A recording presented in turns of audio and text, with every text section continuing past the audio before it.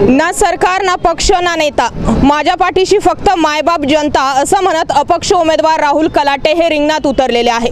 2019 साली ज्या लक्ष्मण जगतापांना लढण्याची हिंमत किंवा त्यांच्या विरोधात उभं राहण्याची हिंमत कोणताही नेता करत नव्हता, त्यावेळी राहुल कलाटे मैदानात आले आणि तब्बल 1,12,000 मतं घेतली। अशामध्येच आता अपक्ष उमेदवार राहुल कलाटे यांच्या बाजूने ना सरकार आहे ना पक्ष आहे ना कुठली संघटना आहे, पण मायबाप जनतेच्या जीवावर राहुल कलाटे मैदानात कसे उतरले, कार्यकर्त्यांच्या काय भावना आहेत, राहुल कलाटेंच्या बाजूने किती माप झुकू शकतं आणि वाकडमध्ये म्हणा किंवा जो IT मतदार आहे यांच्या समोर राहुल कलाटे काय विजन घेऊन जाणार आहेत हे कार्यकर्त्यांनाच आपण विचारूया। काय वाटतं एकंदरीत अपक्ष उमेदवार म्हणून राहुल कलाटे मैदानात आले, शिट्टी वाजू शकते की नाही? शिट्टी ही वाजणारच आणि ते 100% वाजणार। का तर सर्वसामान्य जनतेचा आम्ही प्रचार करताना बघतोय तर सगळ्या लोकांच्या मनात हे फक्त राहुल दादाच आहे आणि सगळे हेच म्हणतात ते राहुल दादा एकच वादा आणि फक्त तोच वादा, तोच निभावणार आहे आम्ही सगळे। बरं, अश्विनी जगतापही मैदानात आहे, सहानुभूतीची लाट त्यांच्याही बाजूने आहे आणि राहुल कलाटेंच्याही बाजूने सहानुभूतीची लाट आहे।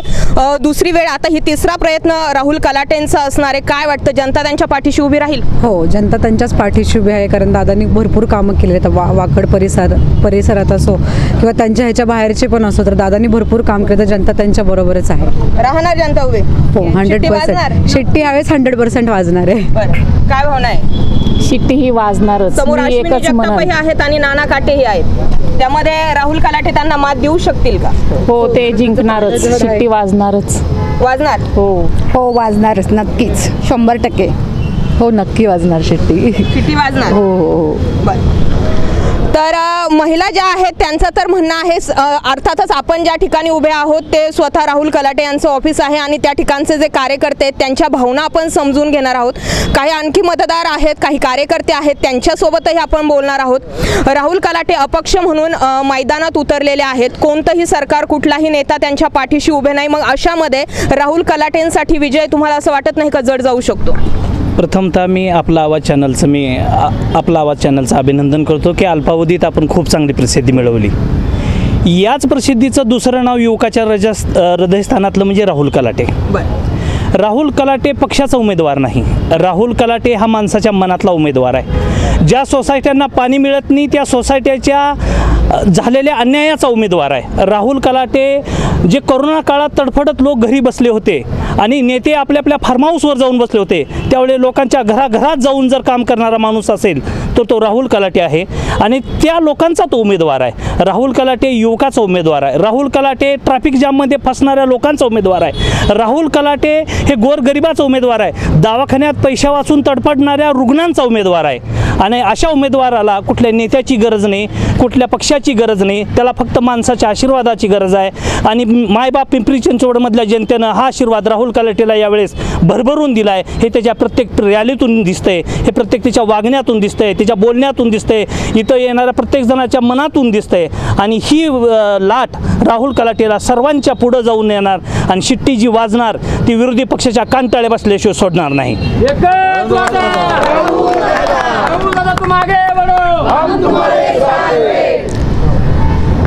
अपक्ष उमेदवार राहुल कलाटे यांच्या बाबतीत तुमच्या भावना काय? अपक्ष उमेदवार राहुल कलाटे जरी असतील, पक्षाची काय गरज आहे? जो अपक्षच उमेदवार एवढा भक्कम आणि दमदार आहे तर पक्षाची गरज नाही।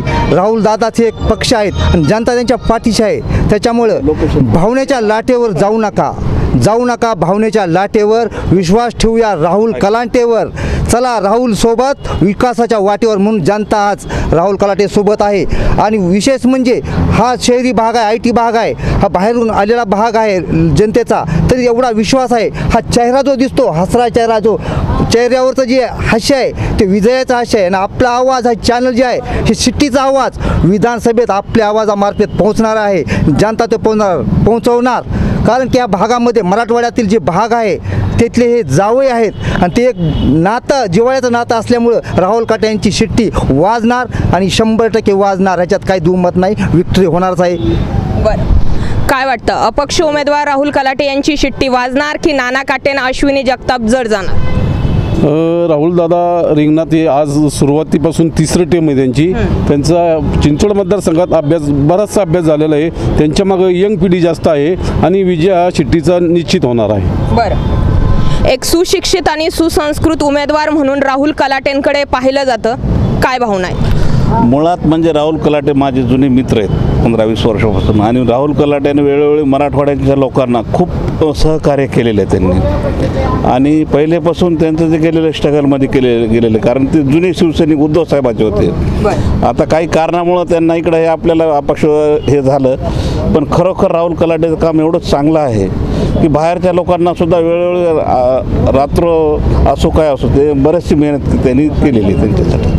त्याच्यामुळे राहुल कलाटे चिठ्ठी 100% वाजणार, 100% वाजणार, काय अडचण नाही. बरं, काय वाटतं, विश्वास वाटतो राहुल कलाटे येऊ शकतात म्हणून? राहुल कलाटे येणारच आणि 100% येणार, शिट्टी वाजणार. काय वाटतं? आमचं तर भरघोष शिट्टीवर प्रेम आहे आणि राहुल शेठ 101% येणार म्हणजे येणारच, ठामपणे सांगतो आम्ही. काय वाटतं, शिट्टी वाजणार? शिट्टी वाजणार म्हणजे वाजणारच. राहुल दादाचे हो, राहुल दादा 100% येणार म्हणजे येणारच. राहुल कलाटे हे व्यक्तिमत्व माणूस म्हणून कसे? राहुल दादा सर्वसामान्यांचं काम करणारा नेता आहे. कुणाला बी कसली मदत असू द्या, राहुल दादा कायम मदतीला हजर असतो. कुणाला रिकामी हाताने राहुल दादा पाठवित नाही. एकदा राहुल दादाला साधा फोन जरी केला तरी राहुल दादा तो फॉलोअप करून त्या माणसाचं काम केल्याशिवाय स्वस्त बसत नाही. म्हणून काम करणारा असा जो नेता आहे हा राहुल दादाचे, आणि राहुल दादा यावेळेस येणार म्हणजे येणारच, 100% येणार आणि शिट्टी वाजणारच.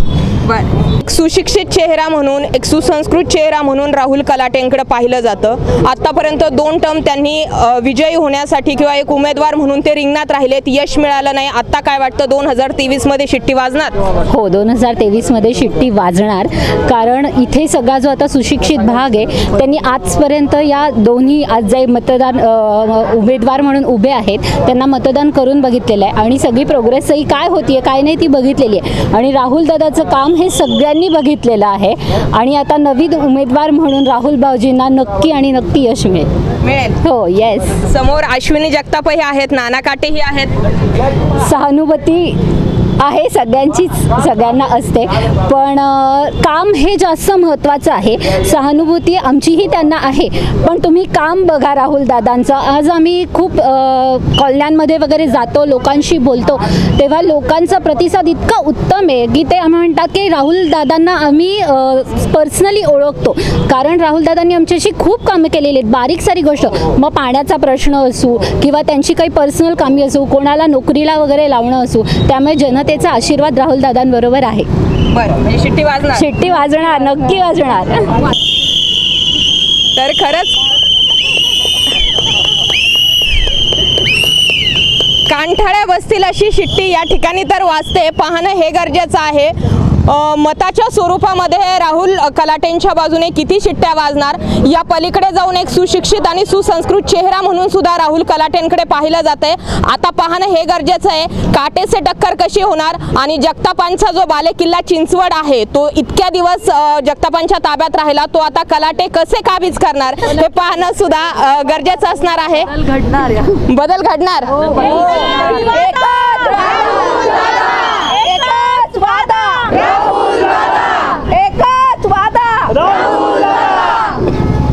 कॅमेरामॅन भानुदास हिवराळेसह मी विजया वामन, आपला आवाज.